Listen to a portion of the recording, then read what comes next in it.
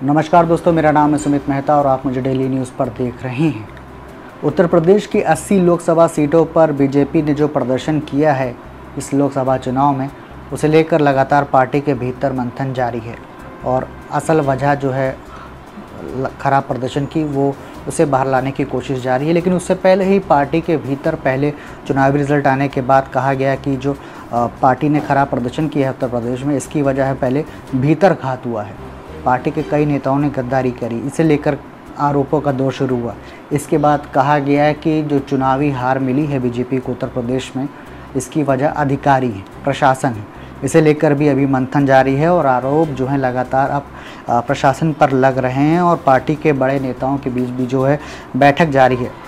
लेकिन अगर पिछले कुछ चुनावों को देखा जाए तो बीजेपी ने 2014 में और 17 में अच्छा प्रदर्शन किया था, यानी 2014 के लोकसभा चुनाव में और 2017 के विधानसभा चुनाव में। लेकिन उसके बाद बीजेपी की सीटों में गिरावट दर्ज की गई थी और इस बात को या इस जो सीटों की गिरावट हुई थी इसे नज़रअंदाज किया गया और यही वजह है कि बीजेपी को एक बड़ा झटका 2024 में लगा है। बात की जाए अगर 2014 के लोकसभा चुनाव की, तो 2014 के लोकसभा चुनाव में उत्तर प्रदेश की 80 लोकसभा सीटों पर 58.44% वोटिंग हुई थी, जो कि 2009 के लोकसभा चुनाव की से अगर उसकी तुलना की जाए तो 10.65% ज़्यादा थी। यानी बीजेपी को फ़ायदा तब मिला था 2014 में यूपी में जब वोट परसेंटेज बढ़ा था। बीजेपी ने 71 सीटों पर जीत दर्ज की थी, 64 सीटों का फ़ायदा हुआ था। बीजेपी को 42.63% वोट मिले थे, 24.80% वोट पिछली बार से यानी 2009 की तुलना ज़्यादा मिले थे। सपा को 18 सीटों का नुकसान हुआ था, 5 सीटों पर आ गई थी। सपा का भी वोट प्रतिशत 1.06% गिरा था और 22.35% वोट मिले थे, जबकि कांग्रेस को 2 सीटें मिली थी और 19 सीटों का नुकसान हुआ था। कांग्रेस का जो वोट प्रतिशत है वो 10.75% गिरा था और उसे सिर्फ 7.53% वोट 2014 में मिले थे। 2014 में जब केंद्र में मोदी सरकार आ गई, इसके बाद 2017 में बीजेपी बम्पर वोट पाई थी विधानसभा चुनाव में और 2012 में अगर बात की जाए तो वोट परसेंटेज पड़ा था यूपी में 59.40%, करीब 60% के आसपास वोट पड़ा था। लेकिन 2017 में वोट परसेंट बढ़ा था और 61.11% वोट पड़ा था और इसका सीधा फ़ायदा बीजेपी को मिला था। 312 सीटों पर जीत दर्ज की थी, 265 सीटों का फ़ायदा हुआ था 2017 में 2012 के मुकाबले। वोट प्रतिशत करीब 40 के आसपास रहा था, 24.5 के आसपास जो है इसका वोट प्रतिशत बढ़ा था बीजेपी के। सपा और कांग्रेस ने एक साथ चुनाव लड़ा था और सपा को बड़ा नुकसान हुआ था, 177 सीटों का नुकसान हुआ था, 44 सीटों पर सपा ने जीत दर्ज की थी और 21.82% वोट सपा को मिले थे, 7.33% वोट गिरे थे सपा के। बसपा को 19 सीटों पर जीत मिली थी, 61 सीटों का नुकसान हुआ था। वोट शेयर बसपा का 22.23 रहा था और उसका भी 3.5 के करीब वोट प्रतिशत गिरा था। 2019 के अब लोकसभा चुनाव आते हैं। यहाँ बीजेपी को बात की जाए तो 9 सीटों का नुकसान हुआ, 62 सीटों पर जीत दर्ज करी।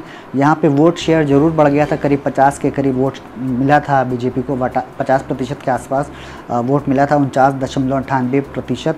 और वहीं सपा भी 5 सीटों पर रही, ना नुकसान हुआ ना फ़ायदा हुआ 2014 की तुलना। वहीं कांग्रेस को 1 सीट का नुकसान हुआ था, रायबरेली की सीट जीती थी, जबकि राहुल गांधी हार गए थे 1 सीट अमेठी की। बसपा की 10 सीटें हार गई थी। इसके अलावा अगर बात की जाए 2022 की, तो यहाँ देखने को मिलता है कि बीजेपी को बड़ा नुकसान हुआ था, 57 सीटों का नुकसान यानी 2022 के विधानसभा चुनाव में हुआ था और बीजेपी को 255 सीटें मिली थी, जबकि बात की जाए 2017 की तो 312 सीटें मिली थी। यहाँ पर बीजेपी का वोट प्रतिशत जरूर एक बढ़ा था, 1.62% जो है वोट बढ़ा था, 41.19% वोट मिले थे। सपा को यहाँ पर सीधे सपा जो बात की जाए 2017 में सपा 47 सीटों पर थी, वो समाजवादी पार्टी सीधे 111 सीटों पर आ गई। उसका वोट शेयर 10.24% बढ़ा था, उसे 32.06% वोट मिले थे। कांग्रेस को नुकसान हुआ था 2022 के चुनाव में, वो 2 सीटों पर आ गई थी 7 से सीधे, और बसपा 18 सीटों का नुकसान हुआ था और 1 सीट पर आ गई थी। यानी कहीं ना कहीं अखिलेश यादव 2022 के चुनाव से ही जो हुए थे उत्तर प्रदेश में विधानसभा के, उसी में दिख गया था कि अखिलेश यादव लगातार अब मजबूत होना शुरू हो चुके हैं। उसके बावजूद जो है इस चीज़ को इग्नोर किया गया और इसका जो नुकसान बीजेपी को वो 2024 की लोकसभा चुनाव में उठाना पड़ा है।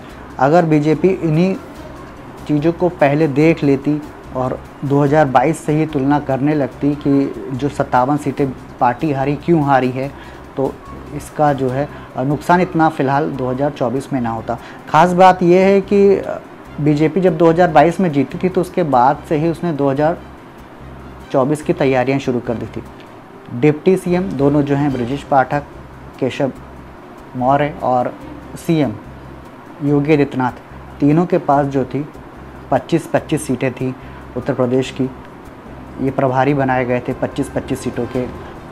बीजेपी का टारगेट था कि 75 सीटें तो जीतनी हैं 80 में से, क्योंकि 80 सीटों में तो बीजेपी पूरा चुनाव लड़ती नहीं, क्योंकि 4-5 सीटें तो वो अपने सहयोगी दलों को दे रही थी। तो बीजेपी का पूरा टारगेट ये था कि 2024 में 75 सीटें पूरी जीतनी हैं।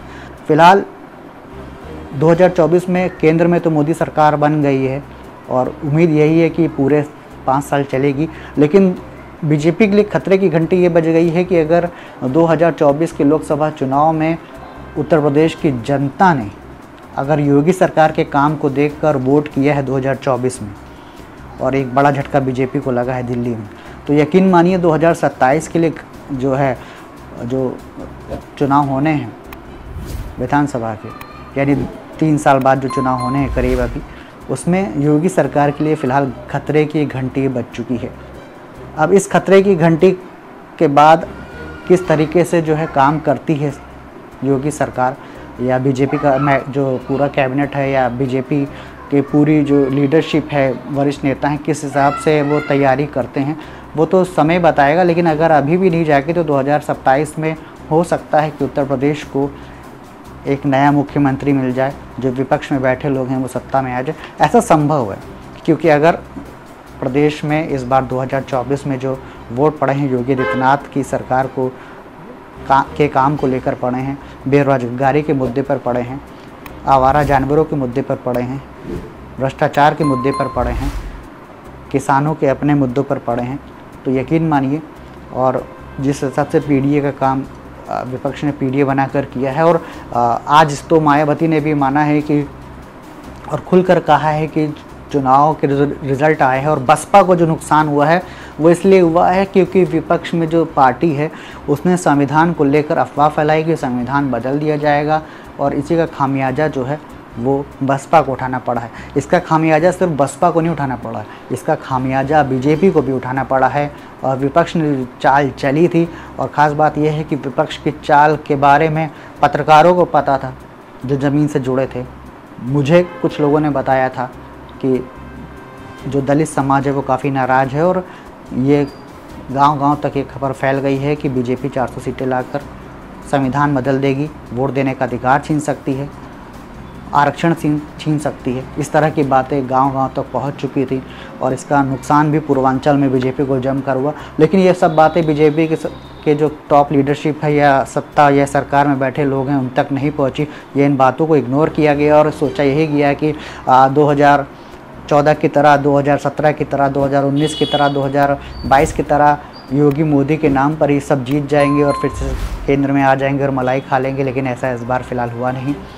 फ़िलहाल पार्टी के भीतर जो है मंथन जारी है, आरोप लग रहे हैं अभी भी। अब प्रशासन के अधिकारियों पर आरोप लगने लगे हैं और लेकर खींचतान जारी है लगातार, और राजनीति फिर से जारी है। विपक्ष को कहीं ना कहीं एक नई ताकत मिल गई है, और यकीन मानिए कि विपक्ष उत्तर प्रदेश में काफ़ी हावी हो जाएगा अब योगी सरकार पर भी, क्योंकि 111 विधायक हैं और 43 सांसद हैं विपक्ष के पास।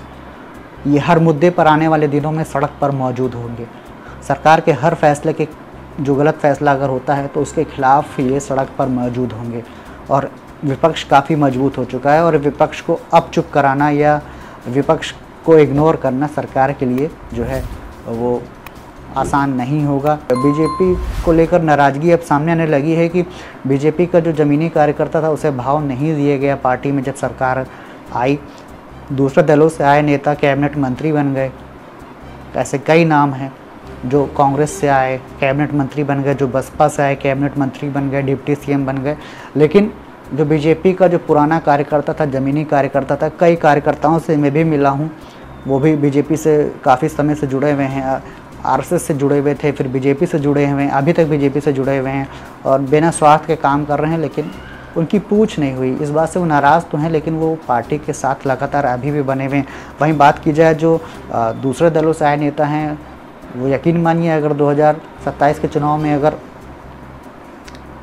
सपा आ गई या सपा कांग्रेस आ गई या कोई भी बसपा आ गई, अगर विपक्ष में मौजूद किसी भी दल की अगर सरकार बन गई, तो ये कई नेता जो हैं इंपोर्ट किए गए हैं, जो बाहर से आए हैं अलग अलग वजहों से, ये ज़रूर वापस उस दलों में जुड़ जाएंगे और वहाँ पे मलाई खाएंगे, क्योंकि इनका नेचर ही यही है कि जो सत्ता में रहे पार्टी उसके साथ आना।